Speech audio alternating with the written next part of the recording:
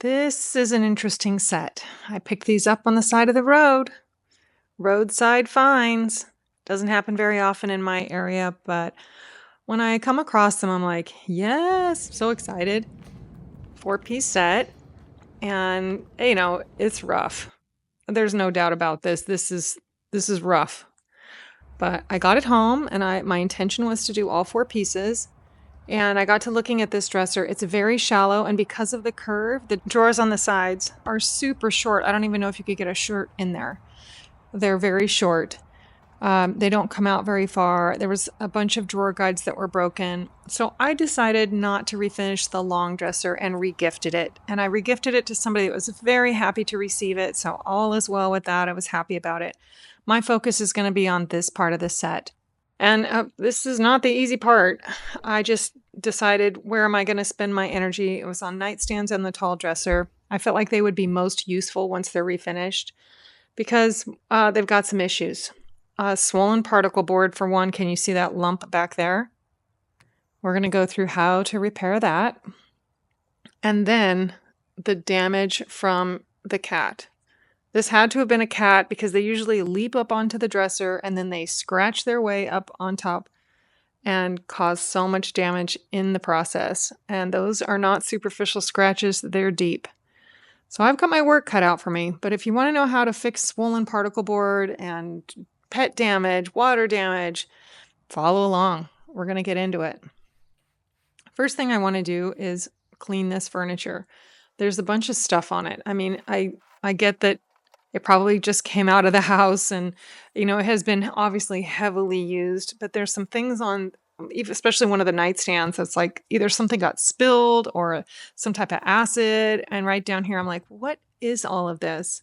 I thought that it was actually something that had kind of burned little dents in this area, like a chemical of some kind, but it was actually just something that had been spilled, like, I don't know, maybe milk or something that splattered.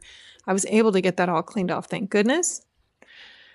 So my next chore is to remove all of the hardware. This hardware has a back plate and a knob. It's pretty cool. I kind of like it, so I'm going to keep it. And, now I've got to take the drawers out. So these are the types of safeties. There's little safety latches on these drawers so they don't come out and fall out. But you take the skin off your knuckles trying to get these things out because when they get old, they don't press down very well. And what I do is I get my fingers in there and I pivot. I turn that around so that now when you pull the drawer out, it slides out over that. And then sometimes I just actually remove them. So what I'm doing here is I'm labeling this as nightstand A, and that drawer is 1A. And here I have to go under each drawer and I've got to turn that little latch around so I can slide the drawer out. Those used to drive me crazy. I used to have to get things in there, knives or screwdrivers or whatever, to press those things down, and then I would leave them in that position, and every time I took the drawer in and out, I had to fight with it. And then I finally learned, no, you just turn it around the other direction. Now, when you put the drawer back in, of course, you got to turn it back or just remove them. I don't like to have those in there, but I understand that they're a safety concern. Anyway, I got all the drawers out. Now I'm vacuuming, cleaning. These just needed to be cleaned and cleaned. So degreaser and just lots of cleaning. So once I got these all cleaned up, time to start sanding. I've got a lot of drawers. That's a lot of drawers right there. That's a lot of drawers with a lot of cat damage. Fingernails. I mean, these look like they came out of some type of a horror scene of some kind or out of a movie that I don't know what had happened, but in my mind, I'm thinking, I can see the cat jumping up there, and it's just almost too tall for the cat to get there, but it gets there because it puts his claws into the furniture and scratches his way to the top. But anyway, over the years, yeah, it's just, this dresser has a really thin finish. Any little thing's going to scratch it, and that certainly did. So as I'm getting into this, my sandpaper is just going to town. Again, this is a thin finish. These are not super high-end pieces, still worth saving, but they don't have the best finish on them. So still, solid wood, dovetail drawers and everything, but not high-end furniture. All right, time to address one of the nightstands. Now, they each have their own issues. So this one has some water damage across the front in that, what I call a crumb catcher. and it is a bit swollen in that area, and I was starting on it first. I sanded that area first, and you can see how much of that finish just dissolves as I'm sanding it.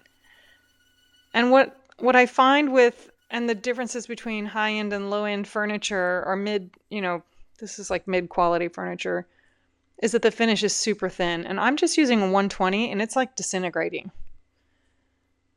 So on higher end furniture, they do many more layers of top coat and, make it super durable. And these were just not that. So of course they're going to be scratched and everything, but it almost makes it easier for me because when I go to scuff sand, I am seriously scuff sanding. Okay, I went through and actually removed a lot of those little safety things. I'm going to save them for the buyer and they can put them back on if they want. But now we've got to address this lump. This is like the hunchback on this nightstand. I mean, wow, that is swollen. I don't even know. Yeah, I mean, how do you do that? I guess if you have a pitcher of water and it sits there for a couple of days, I'm not sure.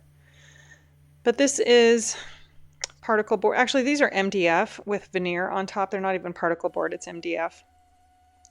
I would do the same thing if this were particle board. But what I'm doing is I'm sanding that lump down all the way, but then I'm going to go beyond flat. So I want to create a big divot. And now you can see what MDF looks like. It's essentially pressed cardboard. And this is what so much furniture, the newer furniture, it's all made of things like this. So it just had a pretty veneer on top, but when you get through that thin veneer, you just get down to all this pressed wood. Okay, and scuff sand the rest. I'm going to get it cleaned up because I need to get some repairs going here. Lots of dust. I don't know why I didn't have my vacuum hooked up to my sander. Sometimes I just get started and I forget that I have a vacuum that catches all that dust. And I just start going. Anyway, I got to get it cleaned up. And now I have to sand the crumb catcher. I was back and forth with fill it in, don't fill it in. I decided to keep it, but if you keep it, you've got to sand it. One, there's so much junk coming out of that. It's so gross. But the other thing is, this was done by a router typically, or, this wood is just sat in there in two sections, and it's rough in the middle, and when you paint it, it looks horrible. So you have to sand it and smooth it. The Bondo is coming out, and I've got a heap of it. I added the blue stuff that I added to it is the hardener, and that's what activates the Bondo to make it start hardening. And I just put a big lump of Bondo on this area. So I sanded down below the surface so that I have an area to add the Bondo, because if I just do it flush and I put Bondo on there and then I sand it, all that stuff becomes exposed again. Okay, while that's setting up, it's time to start cleaning these drawers. The leaf blower comes in clutch and stuff like this, but the vacuum would have helped too if I'd have used it. Getting everything cleaned up, I had labeled all the drawers so I know exactly where they go. I'm just getting everything cleaned up. I'm going to set these aside and then just continue working on the one with the Bondo, one with a big repair. So this is now hard. I usually let it sit. It only takes about 15 minutes to harden. I usually let it sit a little while longer because it sands down better if it really sits up hard. But I'm just using a 120 grit sandpaper, and I'm going to sand that down smooth. Typically with a big repair like this, I anticipate having to do several layers, which I had to do here. So the second layer is usually a lot smaller, and you're just touching up those few little areas that you need to, and I just had some edges that needed a little extra something, and you get little bubbles and things, so you just fill those in. I sanded that back down smooth, and here we are. When this is painted, you won't even know. You won't even know that was there. And I'm happy that it's on the back. Time to set up my spray tent. I'm going to spray this whole set at one time, and I didn't realize until I got my tent set up that it's a bit breezy today. So I am sort of setting these into the middle because that tent is sort of blowing around a bit. I have created a custom color, and this is sort of several different beige paints that I've put together. And I strained them because they're all coming out of different cans. So I strained everything, adding some water to dilute it so I can spray it. And then the first thing that's going on is my primer. Now, as you can see, these are a hot mess. They're a bunch of different colors because I've sanded everything down. I've got some repairs. A good primer layer is just really important. And depending on the type of primer that I'm using, or how I feel it looks after the first layer, sometimes I'll do 2 coats, but generally Stix primer is a single coat. And because these have such a wide lip, I'm going to go ahead and use this box trick and just go ahead and spray that. A lot of times I come back and either do that by hand, or I don't necessarily prime because my paint has primer in it, but these are so big that I decided to prime them in that way. I'm going to set up my fan. I'm going to let these sit for a couple of hours. That primer needs to sit. And then I come back and I sand everything, especially the areas where I went all the way through the finish down to bare wood. They come out a little bit rough because when you put water-based products on it, it raises that grain a little bit and it becomes a little rough. So you just sand it down. I've got a sponge in my hand that I'm doing, and it's a 400 grit. It's more than that. This is an old 400 grit, so it's actually gotten smoother. But it doesn't take much to sand that little bit down, but it makes it smooth and it makes a big difference. Really important step. So here we go with the paint color. Again, this is a custom color that I made. This is kind of the crust of all the loaves of bread, where you have a little bit of this and a little bit of that, and you just put it all together and make bread pudding. So I guess this is my bread pudding paint. But I don't like to throw stuff out, so this is all the scraps, and they sometimes make really cool colors. So I think this is going to end up looking like kind of like putty. This is the nightstand with the big repair, and you can't even tell. If I didn't tell you which one it was, you wouldn't know. Okay, after the first layer of paint, I'm going to do the drawer edges. And again, because these drawer edges are so big, I'm actually going to top coat these. So I'll come back and do that. You'll see that's something that I don't normally do with top coat, but these I just felt needed it. So I do have to do the sides. I don't do that box thing on the sides. It's a little cumbersome, so I prefer to do the sides of the drawers by hand. So I'm painting everything. Again, look at the tent going. It's windy. And just as I move, look what happens. Man down. Can you believe it? My dresser fell over. Now, I will say my driveway has a slight pitch right in that area. And with the drawers open because they were all drying, and then the wind, I mean, it's like the trifecta of everything wrong. My dresser fell over. I don't know. Someone was looking out for me because that's really all the damage. It just scuffed one of the nightstands, and there's a scuff on like that 4th drawer down on the dresser, but I can't believe that nothing was seriously damaged. The dresser fell over. Oh my goodness. Okay, crisis averted. It actually worked out okay, but now I know I have to paint these in the middle of my tent because it's a little breezy. And when I say a little breezy, it's like 9 miles per hour. It's not much, but it's just enough to make this crazy. You can't paint in the tent in it.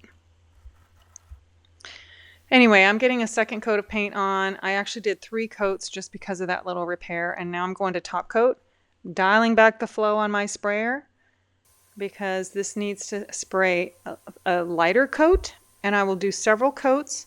But if you put a thick coat on there, or you spray it with the same settings as your paint, you have a chance that your top coat may turn into looking like orange peel or have drips, neither of which I want. So I just spray thinner coats, and it just comes out flawless. You have to sand in between each one, or you should.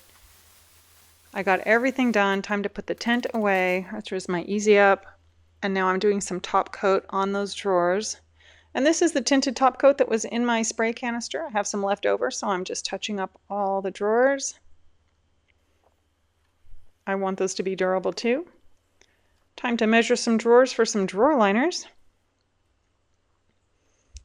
I have several different sizes of drawers, so each nightstand has 4 drawers. They're 2 different sizes, and the dresser has a couple different sizes too, and none of them are the same, so I have to measure and cut everything. But I like to measure everything out, and then I just cut a whole bunch of liners, and then it's just assembly line.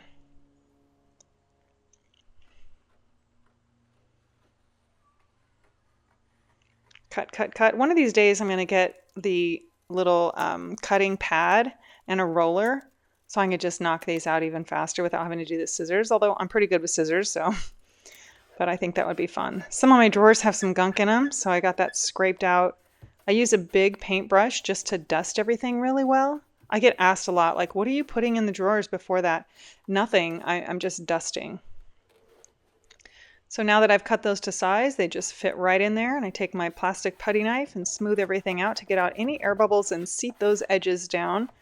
I don't want these to come out. Isn't that the cutest drawer liner?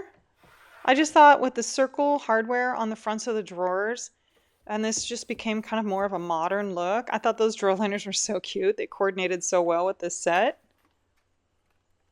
Just sort of playful. And I get a lot of people commenting like, why are you always doing flowers? Stop doing so many flower drawer liners. So I say, okay, these are just circles. They're not flowers. They're very modern. All right, time to clean up my hardware and put it back on. I'm reusing this, but it's just needing a little bit of, I've got some degreaser on my my microfiber towel. It's wet. I just sprayed it with some of the crud cutter so that I could wipe these down really well and get them cleaned up. But they're in good shape. These actually don't have any damage to them. They're really not even scratched or anything. For being 20 years old, they were in really good condition. These are a little tricky to get on there because you got to put the back plate on, get the screw in there, then get the knob on, kind of balance it in there. But lots of hardware. Taking a look back at where we started. And this is where we are now. I kind of love the color too. It's just putty. I just think of putty when I see it, but it turned out so light and bright and modern. What a rescue. This was a furniture rescue. I hope you like it and be sure to follow for more.